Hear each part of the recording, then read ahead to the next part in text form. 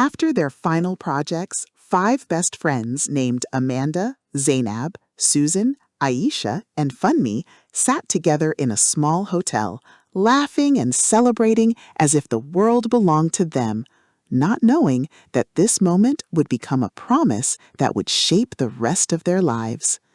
That evening, Amanda smiled and said, "No matter where life takes us, let's meet again in 30 years. Same place, same date, June 1st. Zainab laughed and said it sounded impossible. Susan agreed, but smiled and said she was in. Aisha raised her glass and added jokingly that the last person to arrive would pay the bill. And Funmi laughed with them as they all made the promise together. And they all laughed without knowing how deeply life would test that promise. As time passed, life took them in different directions.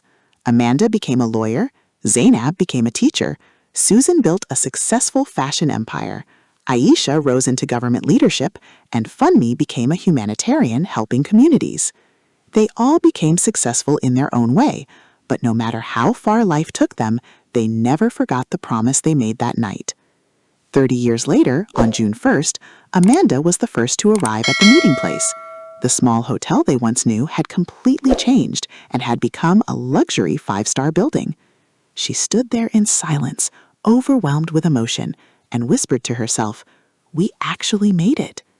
Inside the hotel, she was welcomed by a young, beautiful waiter who took her to a private lounge. One by one, the women began to arrive: Amanda, Zainab, Susan, and Aisha. When they saw each other after so many years, they hugged tightly, laughed, cried, and shared memories of their journey through life.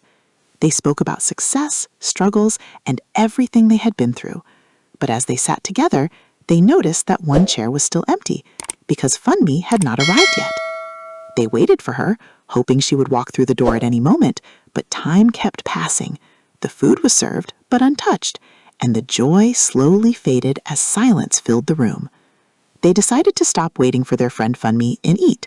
After eating, when they tried to pay the bill, the manager told them that their bill had already been paid, which confused them deeply and made them wonder who could have done it. As they stood outside the hotel wondering who could have paid the bill, a young man stepped out of his car, walked toward them respectfully, and said, "My name is Michael. My mother, Funmi, spoke about you all and the promise made all his life."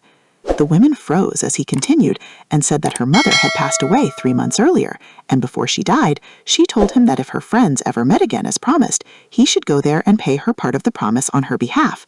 Michael had paid the bill. With tears in his eyes, the young man said, "I am here to fulfill my mother's promise." At that moment, Amanda, Susan, Aisha, and Zainab broke down in tears as they realized that their friend had waited all those years for this day, but could not be there to see it. They stood there in silence, overwhelmed by grief and love, realizing how fragile life truly is and how time waits for no one.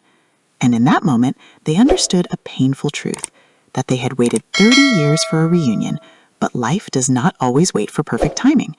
They stood there in silence, tears filling their eyes as the weight of everything sank in.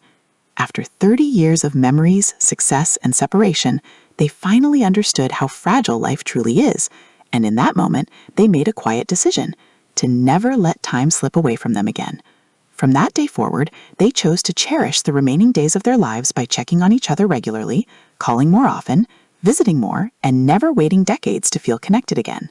They promised themselves that even in the busiest seasons of life, they would always make time for one another, because they had learned too late that love and friendship should never be delayed. And although one of them was no longer physically present, her memory became the reason they stayed closer than ever before, carrying her love with them in every meeting, every call, and every shared moment. So if there is someone you love, do not wait too long to see them.